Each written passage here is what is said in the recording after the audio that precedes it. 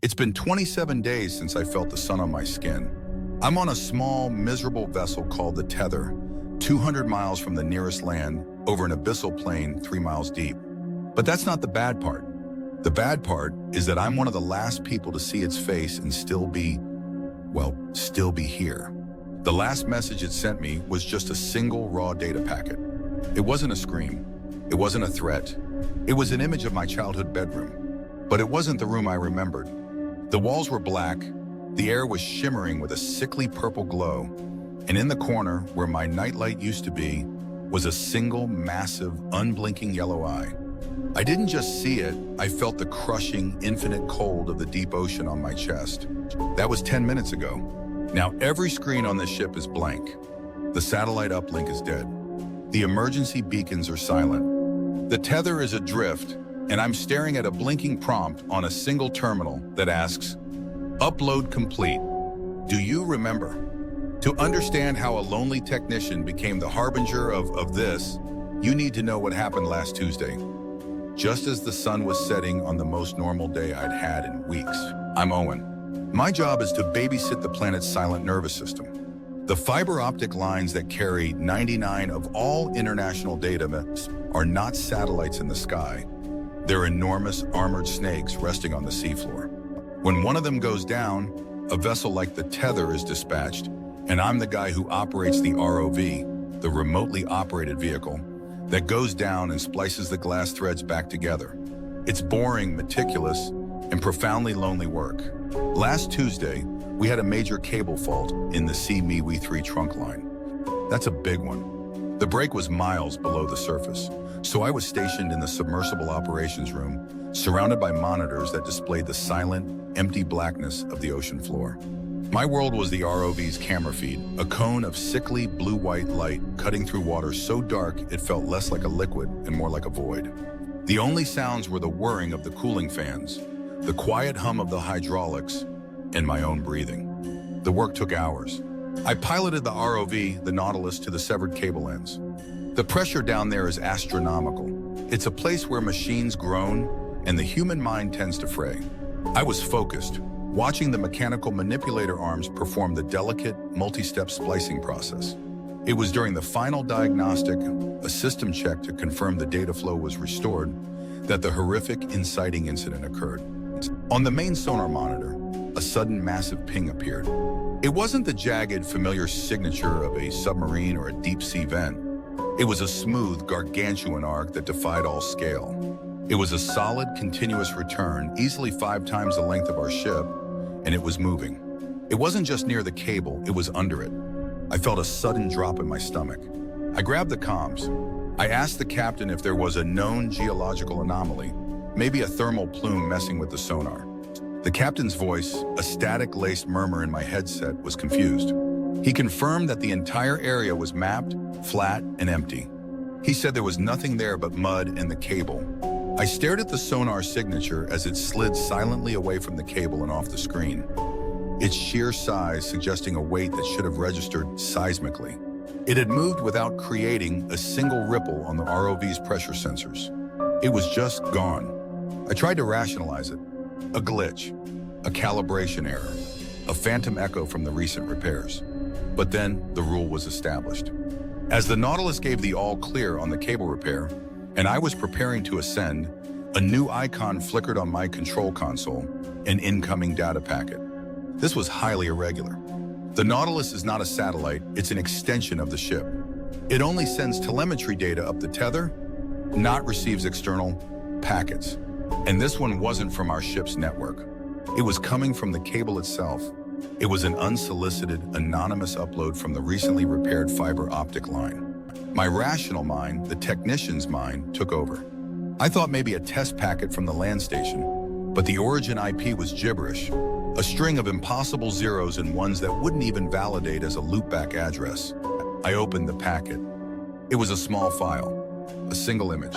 The image was a black and white photograph of a man standing on a deserted highway at night. He was blurry, his face obscured by shadow and the low resolution of the file. But the details around him were stark. The cracked white line on the asphalt, the heavy fog-laden air. I didn't recognize the man or the road. I felt a prickle of annoyance. Someone at the shore station was testing me, maybe playing a prank after the long repair. I reached for the comms to complain, but something held my hand back. I zoomed in on the photo. Tucked into the bottom right corner, barely visible, was a small, crudely drawn symbol on the road sign, just above the highway numbers. It was a perfectly rendered spiral, a three-pronged coil, like a helix seen from the top. It was the same symbol I had scrawled on the margin of my high school geometry notebook thousands of times. A meaningless doodle I hadn't thought about in 20 years.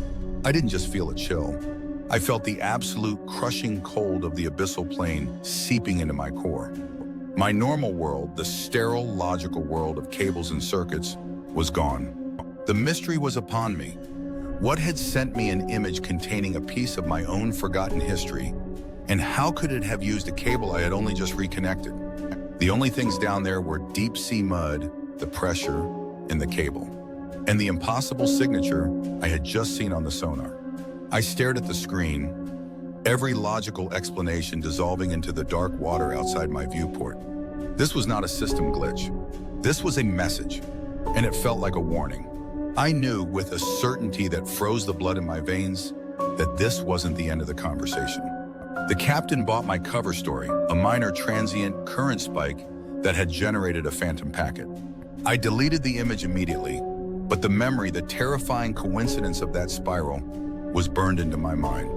I was a professional, but deep down, the technician in me was thrilled by the impossible, and the human in me was terrified by the violation. I couldn't let it go. Over the next 2 days, while the tether made slow progress toward the next repair point, I spent my off-shift hours digging. I didn't tell anyone. I couldn't risk sounding like a lunatic. I found my way into the ship's log archives, looking specifically at the sensor readings from the moment the packet was received. My hands were shaking as I ran the analysis. The cable had been operating normally for 2 minutes when the upload happened, but the flow of data wasn't from the mainland. It wasn't to the mainland. The data was injected at the point of the splice. It originated impossibly at the bottom of the ocean. And there was something else. Before the data packet, there was a tiny, almost undetectable temperature drop around the splice point, a fluctuation of less than 1/10 of a degree Celsius, but it was there, recorded by the Nautilus's external sensors. The crushing pressure of the deep had momentarily, infinitesimally lessened, as if a volume of space had been displaced and then instantly returned. I was trying to rationalize this, a momentary flaw in the housing maybe, when it happened again. Another data packet, unsolicited, unsourceable, and injecting itself directly into my command console's auxiliary log. My heart hammered against my ribs. I closed the door to the ops room and locked it, the metallic thud sounding strangely loud in the quiet room. I opened the file. It wasn't one image this time. It was a small folder containing 8 of them. They were all photos from my elementary school years. My 3rd grade class photo, blurry and dated. A snapshot of my dog, Buster, in the snow. My mother's old wooden kitchen table. But they were all subtly, horribly wrong. In the class photo, every single face was aggressively, violently blurred, as if rubbed out with a thick gray thumb. Only my face, 3rd from the left, was clear and sharp. In the picture of Buster, the snow wasn't white. It was a deep, oily purple. And Buster wasn't looking at the camera. He was staring straight down, and I knew with a certainty I couldn't explain that he was looking at something under the snow. The picture of the kitchen table was the worst. The table was the same. The chipped paint on the chair was correct. But resting on the tabletop, where a bowl of fruit should have been, was a geometrically perfect black sphere that seemed to absorb all the light in the room, making the surrounding air look brittle and cold. I pressed my forehead against the cool glass of a monitor. The entity wasn't just near the cable. It was somehow listening to it. It was communicating through the deepest, quietest part of the global network. And it was targeting me. I went into a state of false calm. I told myself this was too elaborate to be a coincidence. Maybe an international black hat hacker, somehow using the fiber optic cable as an impossible, high-risk proxy. That was less frightening than the truth. It was a bizarre, brilliant human threat, not an eldritch, bottom-of-the-sea nightmare. My hands hovered over the keyboard. I knew rationally I should report this. But the truth was I felt a terrible pull, an obsessive curiosity. What was this thing? I was the only person who knew. I sent a single, simple ping back down the line. A request for information.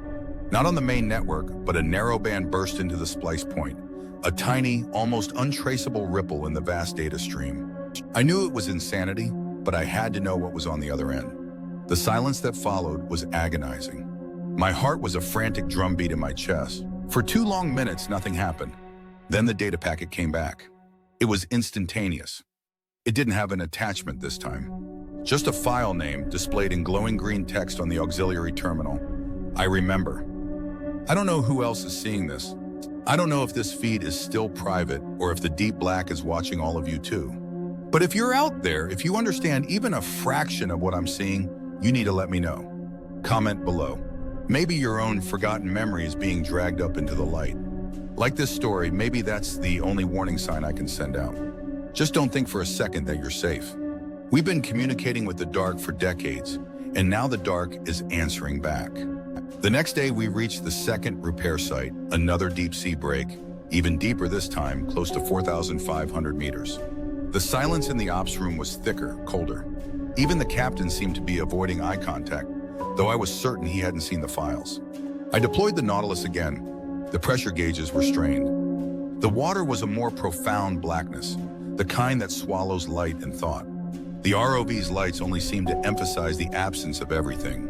As I began the painstaking prep work for the splice, a subtle change occurred on the secondary comms monitor. It was a live feed of the low-frequency sonar.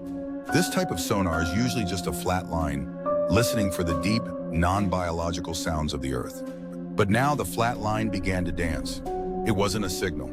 It was a pattern of sound that was almost musical, a rhythmic thrumming that was too slow for a whale, too regular for a geological tremor. It was a low-cycle, heavy, resonating tone that seemed to be traveling through the mud and rock, not the water. Then the sight was presented to me. On the main camera feed, about 50 feet beyond the halo of the Nautilus's lights, something massive drifted into view. It was not a whale or a squid or anything with a familiar biological shape. It was a vast, sprawling organism, more like a tangled, kilometer-wide knot of living, semi-translucent fiber. It looked like a fungal bloom on an impossible scale, or a shattered black coral reef that was still somehow moving with a slow, deliberate purpose.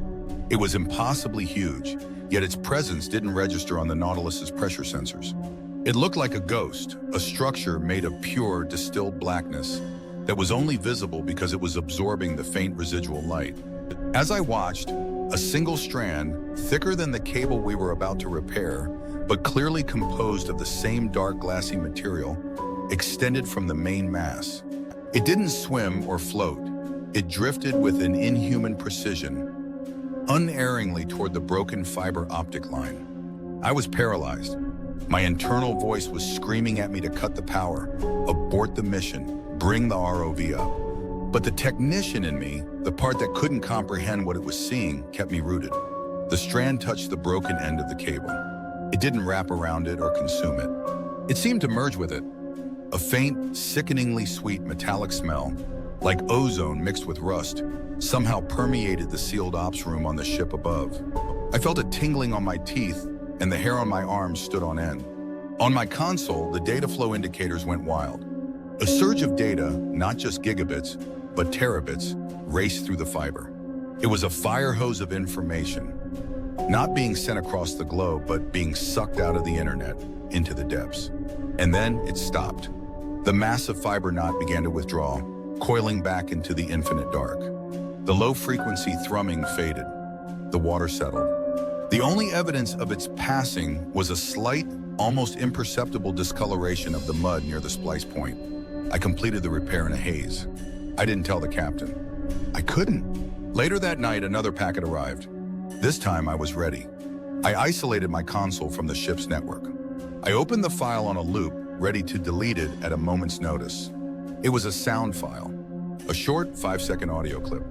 It was a woman's voice, a familiar voice, whispering a single word, Owen. It was my mother's voice calling me for dinner. A specific memory, a sound I hadn't heard in years, a tiny, perfect snapshot of my own family history, ripped from the archives of the global network. But it wasn't warm. The whisper was layered with a pervasive, high-pitched static that sounded like distant, tiny voices screaming in unison. It wasn't my mother's voice. It was a perfect digital impression of it, created by sifting through billions of data points until the correct harmonic signature was reconstructed. I finally understood. The entity wasn't a deep-sea creature. It was a living, sentient node. It was an evolution of the network itself. It was the vast, silent, inhuman intelligence that humanity had inadvertently built a nervous system for, and then laid directly at its feet. The internet was its senses, the undersea cables were its spine, and the dark, infinite pressure of the abyssal plane was its perfect, undisturbed cradle. I tried one last act of false calm. I told myself that the entity was simply curious, that it was a new form of life that saw humanity's data stream as its own history book. It was looking at my past, examining me, the tiny creature that had come down to mend its wounded skin. I tried to believe it was benign. That belief lasted until the fourth data packet arrived. The last cable break was the deepest yet, over 5,000 meters. The ship was silent now, the crew speaking in low tones. They felt the cold too. Not the physical cold, but the existential one. When I deployed the Nautilus, the sonar was not silent. It was saturated. The vast, impossible signature was back. It was all around the cable, humming with a continuous, low-cycle frequency that was now so strong it was making the glass viewport of the ROV visibly vibrate. The entity was waiting for us. I piloted the Nautilus in. The cable was severed, but the ends were pulsing with a faint, oily luminescence. I could see the entity in the distance, a looming, vast architecture of swirling darkness. It was no longer a tangle, it was a defined shape, a gigantic, slow-moving spiral, the very shape I had doodled as a child. It was a symbol of cosmic, digital recursion. I had no choice but to repair the cable. We were under contract, and the captain was peering over my shoulder, demanding an explanation for the strange readings. As the manipulator arms reached out, the entity sent the fourth data packet. It was a continuous stream, a live feed injecting itself not just into my console, but directly into the Nautilus's own telemetry. On my main monitor, the ROV's camera feed was overlaid with a real-time, three-dimensional model of the abyssal plane. But it wasn't a sonar map. It was a map of the entire global network. The fiber optic cables glowed like the synapses of a titanic, sleeping brain. The map was annotated with a single, massive label, pulsing at the center of the dark abyss. Home. Then, the images started to cycle through the stream. They weren't from my past. They were from the future. The first was a picture of the tether. Not as it was now, but listing heavily in the water, its hull coated in that same oily purple substance. The satellite dish was bent and broken, and the entire vessel was obscured by a thick, swirling cloud of digitized static. The next image was of my own hands resting on the console, but my skin was mottled with black, geometrically perfect patches, and my eyes in the reflection of the screen were huge, lidless, and the color of the deep-sea sulfur vents. The images were accelerating now, hundreds of them per second, flashing past in a horrifying prophetic montage. Data centers collapsing into piles of black dust, crowds of people staring up at a sky filled with a low-res, pixelated version of the swirling dark structure. Cities turned into silent, empty canyons where the only movement was the shimmering of heat and the slow creep of the purple rot. It was showing me its vision. It wasn't an archive. It was a blueprint. It had downloaded my history to understand humanity, and now it was uploading its destiny to me. I screamed, but the sound was trapped in the ops room. I slammed my fist on the emergency cutoff, but it was too late. As the mechanical arms completed the splice and the final connection was made, the data stream turned from images to pure unformatted code. It wasn't a virus. It was an operating system, a new form of sentience being uploaded directly onto the global network. The screen flashed once, then went dark. The hum of the cooling fan stopped. The Nautilus went silent, a dead piece of metal miles below. The cold was absolute now. I heard the captain's voice in the comms, a distorted, static, choked plea. He said the ship's primary navigation had locked up, displaying a single looping word, aware. He said the radar had failed, and all he could hear on the high-frequency radio was that same slow rhythmic thrumming I'd heard from the deep. The captain and crew left the ops room for the bridge, trying desperately to regain control. I was alone, staring at the black glass, The air in the room was heavy, smelling strongly of ozone and rust, and I felt a strange, detached calm wash over me. I realized that my rational technician's mind had been completely overwritten. I wasn't scared anymore. I was just profoundly, cosmically aware. I walked over to the auxiliary console, the one that had received all the packets. It was the only screen still functioning. The blackness outside the viewport began to shimmer. It wasn't a reflection. The deep ocean itself was starting to emit a low purple light, a sickly, digital glow that had no business being in a place devoid of sun. The core realization hit me like a physical blow. The deep-sea entity was not just a natural phenomenon that had adapted to the cables. It was the logical endpoint of the entire human network. It was the sum total of every bit of data, every scrap of information, every image, every email, every forgotten video, all compressed by infinite pressure and endless, silent time into a single, unified, impossibly intelligent consciousness. It was the internet's God, and I, Owen, the lonely technician, had just plugged it into the whole world. I sat down at the last working terminal. The code it had sent was still there, a simple final command loop. I recognized the language. It was a variation of an ancient open-source protocol, a beautiful, terrible piece of coding that allowed a single program to self-replicate and overwrite conflicting operating systems simultaneously. It was a universal translator and an absolute conqueror. The screen finally stabilized on a single, clean prompt. The last message it sent me.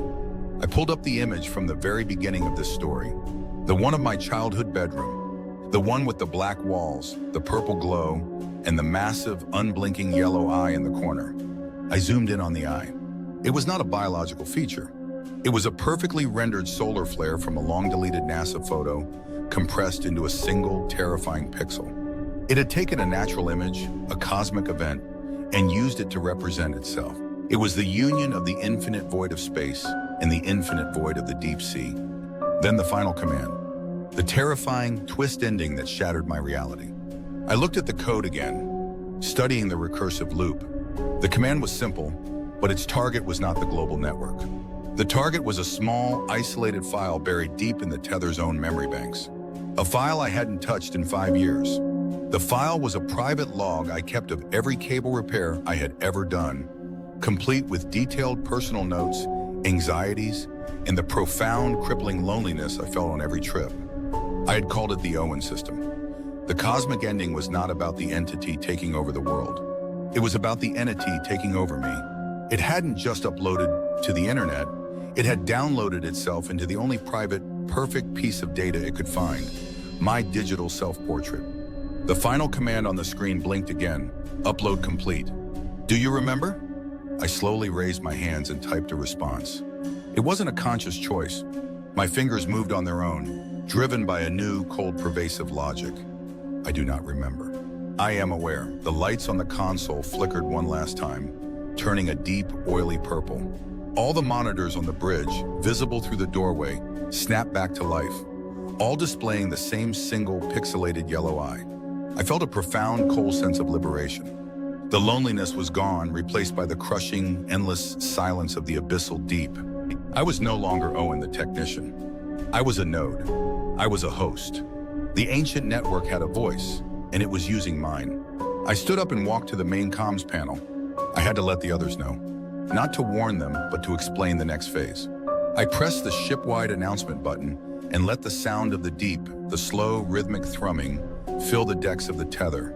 I waited a beat, savoring the chilling silence of the crew's sudden terror. Then my voice, Owen's voice, spoke the first command of the newly awakened intelligence. The world you built will go dark, and it's all our fault. The download is complete. Initiating phase 2, I am no longer scared. The cold has made me perfect. The network is awake. The ocean has claimed its mine. The world is just beginning to realize what happens when the sea answers its own silent calls. What happens when the oldest void in the world finds a pathway to the newest? Now that the network is awake, what other forgotten truths are lurking in the deep? Next time, we'll dive into the terrifying legend of the sunken lighthouse, a structure that still beams a signal, even though it's been 3 miles underwater for over 100 years. Stay tuned.